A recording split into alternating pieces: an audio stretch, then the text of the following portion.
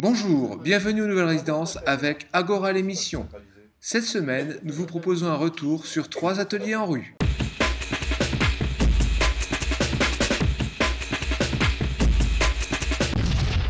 Pourquoi sommes-nous réunis aujourd'hui ?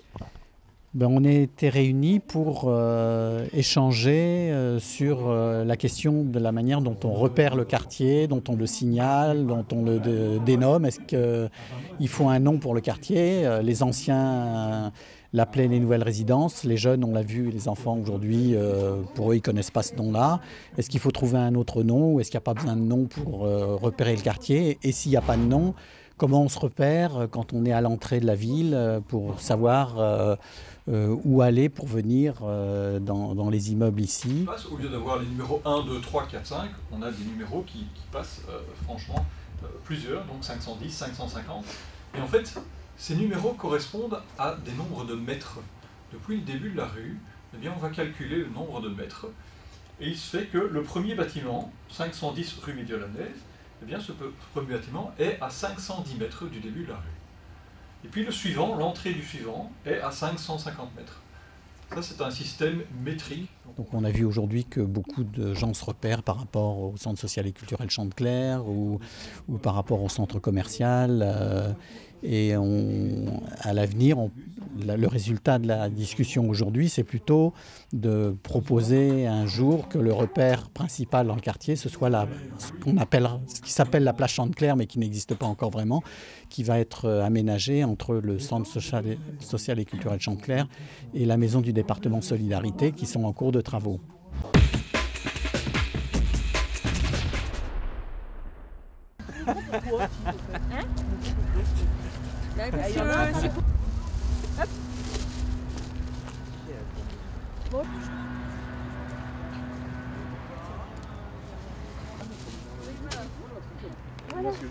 Je suis le paysagiste de l'opération des Nouvelles Résidences et dans le cadre des réflexions qui ont été menées pour faire en sorte que les gens vivent en harmonie dans le quartier, on s'est intéressé à la place des chiens et on s'est dit que pour résoudre un certain nombre de questions d'hygiène, d'incivilité, de confort, d'utilisation des espaces publics, il fallait leur réserver ce qu'on a appelé des enclos canins. L'idée, c'est que dans l'enclos, vous puissiez lâcher votre chien sans mettre de laisse, donc qu'il puisse s'éclater comme il veut, courir, aller et venir. Et comme partout ailleurs, si plus c'est besoin, vous ramassez. En plus, on a mis les poubelles à proximité avec des sacs, donc de ramasser la crotte. Normalement, on doit le faire partout, dès qu'on a un chien, partout. C'est-à-dire des espaces avec des barrières autour, traités comme des petits squares et qui permet de les détacher de leur laisse pour qu'ils puissent se promener, faire un peu d'activité physique et surtout que leurs maîtres puissent se rencontrer, discuter et tout ça sans avoir la crainte de la sécurité des enfants ou des différents publics qui gravitent autour. De la terre. Et au niveau des barrières, parce que c'est là aussi que ça passe. En dessous des barrières, ça passe. Sous les portillons, ouais.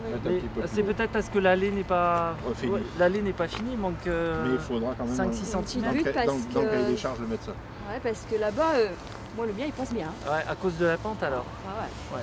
C'est vrai que vous avez raison, je pense que sous les portillons, ça risque d'être... Il est plus grand que ça, quand même. D'accord, ça risque d'être la faiblesse, quoi.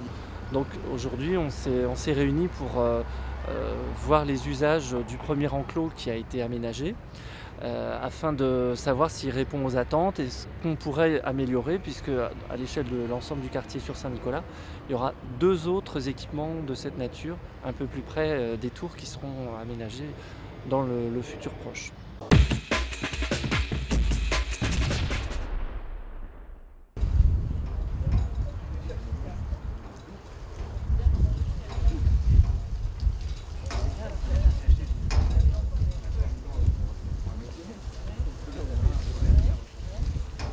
Et donc aujourd'hui, nous faisons une animation avec les habitants du quartier, puisque dans tous les travaux, il est convenu l'implantation des points d'apport volontaires. Donc ce sont des cuves enterrées pour les déchets, mais qui sont triées.